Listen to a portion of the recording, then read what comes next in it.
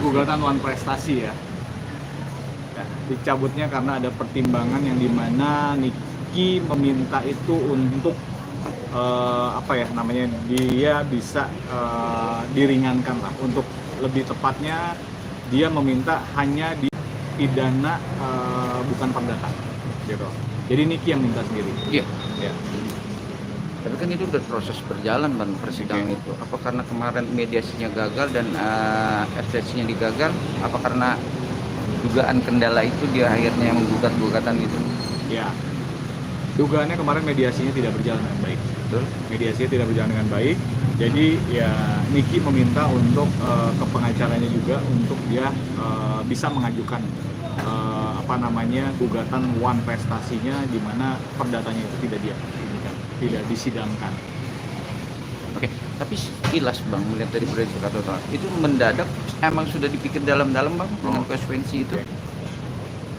Sudah sangat matang oleh Nicky dan timnya. Jadi sudah sangat matang sekali, dia sudah memikirkan ini. Yang pasti ini bisa dibilang sebenarnya salah satu strategi atau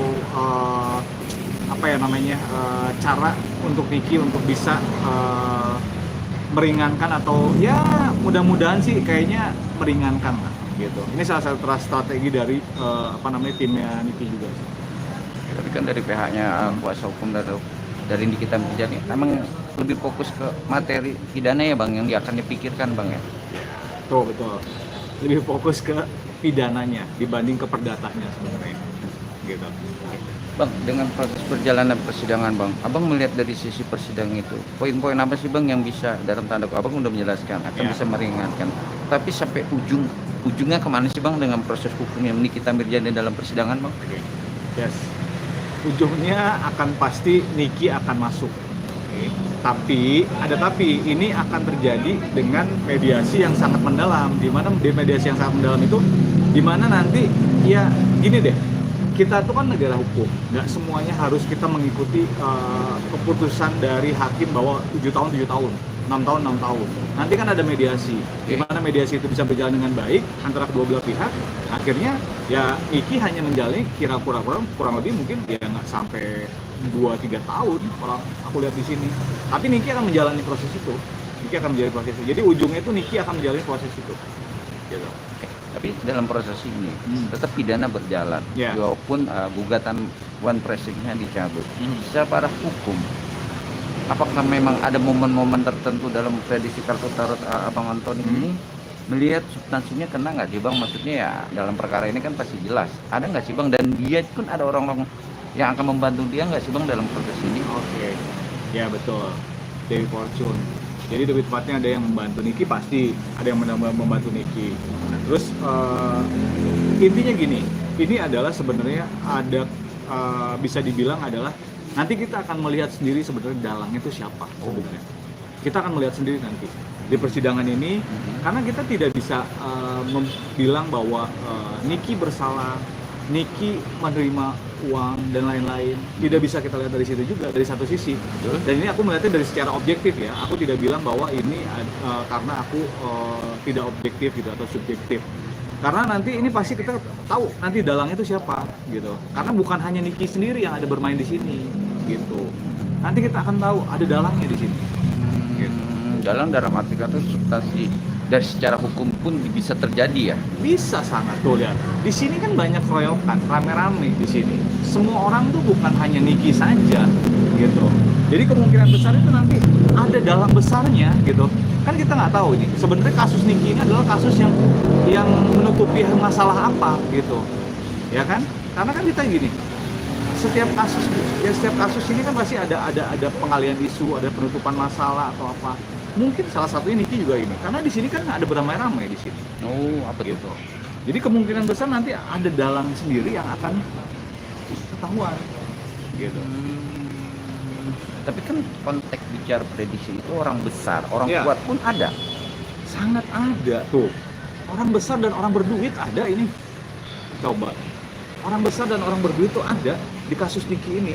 Makanya aku bilang ini kita tidak bisa melihat dari satu sisi angle frame aja gitu. Kita harus melihat di belakang frame-nya, belakang angle-nya. Kenapa? Karena ini pasti ada sesuatu sesuatu itu apa ya? Contoh kita pengalihan isu bisa, gitu kan? Atau contoh yang lain adalah pengalihan permasalahan seseorang bisa, atau lebih tepatnya ya perselisihan seseorang yang orang besar ini, yang dipakai adalah akhirnya nikinya, gitu. Bicara perkara terus dalam tanda kutip hukum. Tapi kan dia tidak menyesal dengan perkara, dia masuk hanya membela untuk menyatakan bahwa ada dugaan skincare itu bermasalah. Tidak ada keraguan dia untuk bilang bahwa dia tetap maju dan tanpa takut ya. Dia tetap maju, Niki itu. Jadi dia tidak, intinya gini deh, Niki ini sudah siap dengan konsekuensinya. Makanya dia juga punya salah satu strategi yang dia akan jalani nanti. Karena kan ini nggak mentah-mentah ini kesalahan Niki. Dan ini kan ada beberapa andil orang juga di sini. Jadi ya Niki sih dia akan terus jalanin gitu. Tapi ya dengan tadi ya, maksudnya dengan tim kuasa hukumnya dan juga dengan timnya Niki untuk menjalani strategi yang lain gitu. Jangan cuma hanya Niki saja yang terbawa di sini gitu. Ini aku secara objektif ya, dan ini aku hanya secara prediksi loh. Kan dari pihak kuasa hukumnya juga nanti akan mengajukan saksi-saksi yang meringankan seorang Nikita Mirzani yang sekarang proses hukum. Apakah itu juga momen-momen tertentu untuk bilang bahwa Nikita Mirzani ada yang spontanitas benar-benar menolong kesaksiannya dia, Bang? Ada orang itu? Ada. Sangat. Tuh lihat. Ini salah satu, ini bisa dibilang adalah two of cup, di mana ini ada kesepakatan atau lebih tepatnya adalah kolaborasi seseorang. Jadi kemungkinan besar ada gitu. Karena kenapa? Ya Niki itu tidak hanya sebagai tersangka di sini, tapi Niki ini kemungkinan besar adalah ada misi di sini sebenarnya, yang kita nanti akan tahu setelah persidangan ini akan berjalan. Bukan berjalan, sudah berjalan. Dan ini nanti akan ada saksi-saksi baru dan akan ada bukti-bukti baru. Bukti yang menguatkan pasti ada, Bang ya? Sangat. Bukti yang menguatkan tuh. Bukti yang menguatkan tuh sangat ada nanti. Yang lebih menguatkan tuh adalah lebih condong ke Nikinya sendiri nanti. Gitu. Ini ada bukti-bukti yang menguatkan nanti. Gitu. Bang, mendengar cabutan gugatan West tadi dari pihaknya pelapor sendiri, mendengar itu gimana, Bang?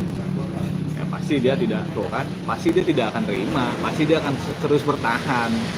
Gitu. Dengan kasus ini dia tetap bertahan dengan apa yang dia jalanin. Ya tapi kan ini semuanya bisa dibilang ya sah-sah aja. Niki melakukan itu sah, yang berikut lawannya Niki juga melakukan itu juga sah. Tapi kan tinggal nanti dibuktikan di persidangan, gitu aja. Oke. Dibuktikan dengan persidangan. Yang menarik lagi kan tetap strategi itu pasti dipikir matang-matang, Bang. Sangat tuh. Ini adalah eight of one, di mana ini sudah sesuai dengan on plan, sesuai dengan settingan, sesuai dengan skema. Jadi intinya sudah sesuai semua dengan apa yang Niki ini kan gitu. Bang, kan sidang juga akan berlanjut kalau tidak salah Senin atau Kamis. Oke. Ya kan? Ya. Dengan proses sidang akan berlanjut lagi, namun juga fokus di kasus pidananya atau sidang pidananya. Ya. Kondisi Nikita Mirzani saat ini gimana sih, Bang? Tenang, sangat tenang.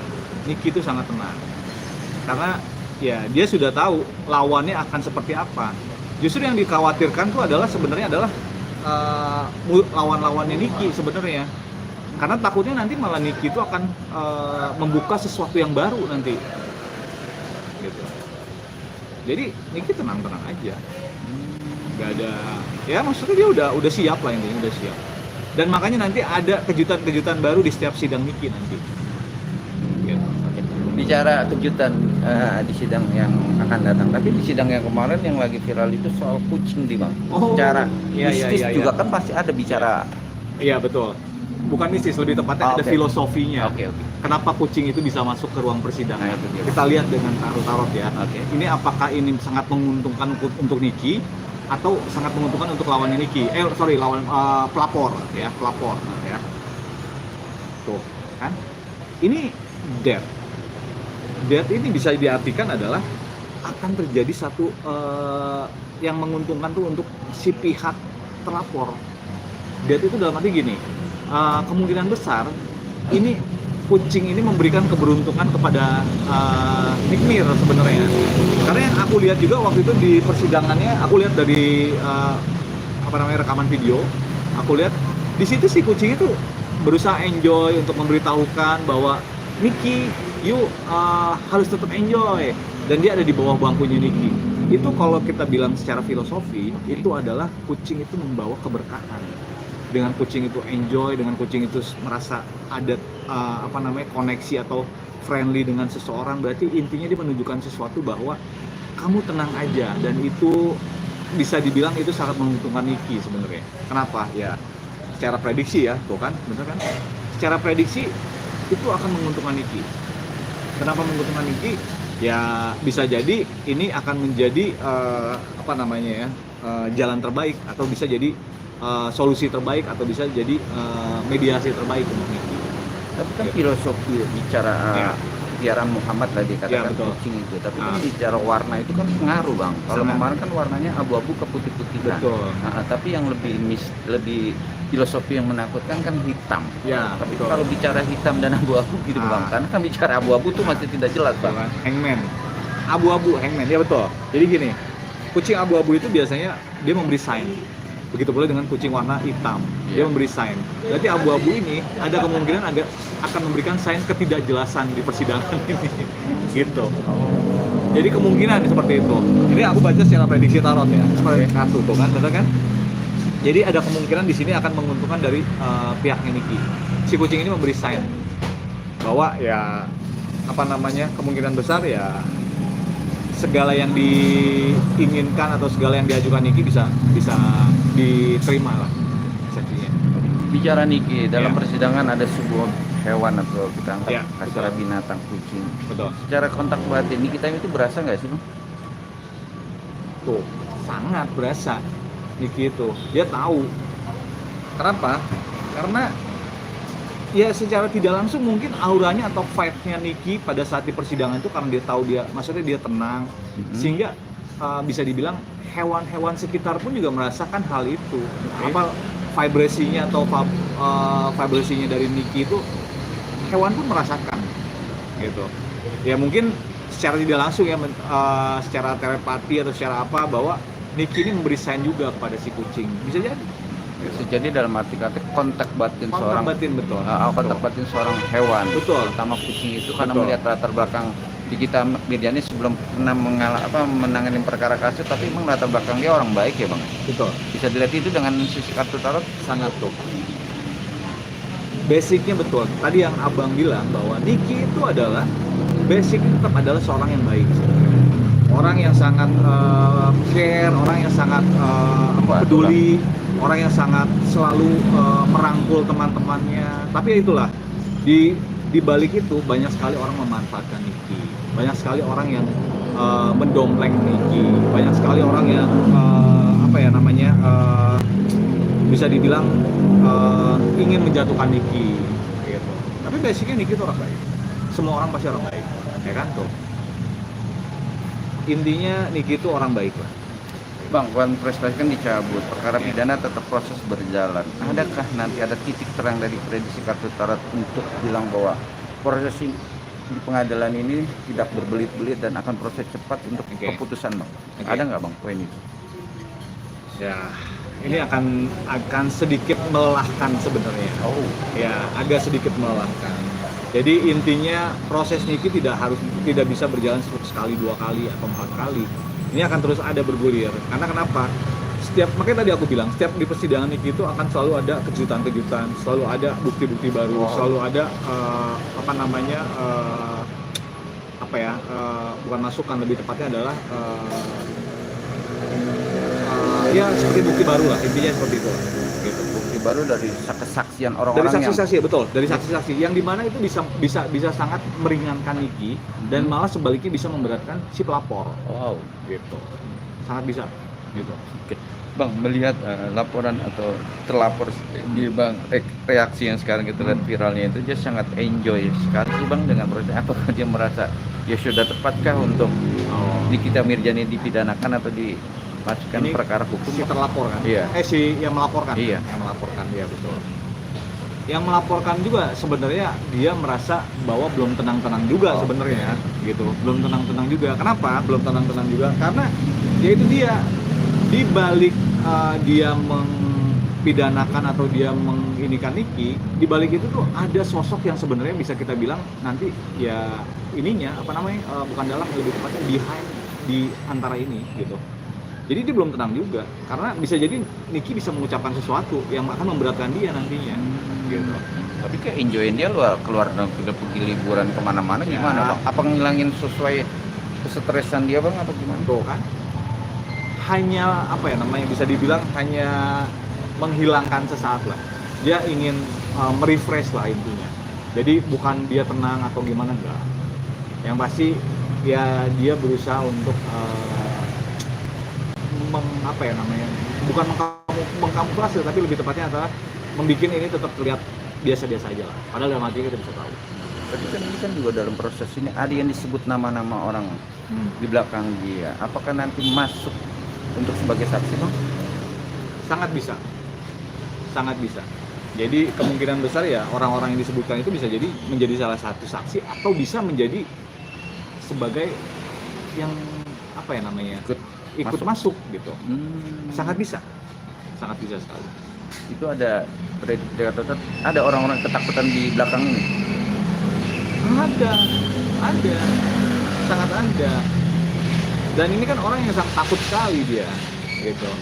Dan ini adalah orang yang ditampilkan, tapi di belakang kan orangnya takut sekali sebenarnya. Gitu. Jadi untuk benang merahnya apa Bang? Oke, untuk benang merahnya ya lebih tepatnya gini lah. Bisa dibilang persidangan Nicky ini tidak akan berjalan secepat 4 kali, 3 kali. Ini akan berjalan agak sedikit lama. Prosesnya agak berjalan sedikit agak lama. Okay. Dan selanjutnya adalah setiap persidangan ini akan selalu ada kejutan-kejutan baru.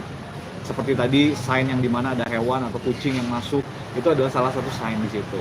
Dan juga nanti mungkin ada salah satu sign juga, mungkin ada kemungkinan ada fans atau ininya Nicky yang akan memberikan sesuatu, itu akan bisa terjadi. Jadi intinya di setiap persidangan Nicky ini akan selalu ada kejutan. Bicara ada kejutan baru, memang juga sempat viral juga Bang, seorang ibu-ibu jauh-jauh dari luar kota mendukung Nicky Tamir dari awal persidangan sampai sekarang. Apakah itu juga momen-momen untuk prediksi kata utara untuk kebahagiaan seorang Nicky Tamir sendiri? Betul, sangat. Ini mereka bekerja keras untuk timnya Nicky. Jadi banyak sekali orang yang sangat simpati, banyak sekali orang yang sangat ingin memberikan apresiasi gitu. Itu dia makanya aku bilang di benang merahnya itu setiap si persidangan Nicky ini akan selalu ada kejutan baru. Gitu. Oke.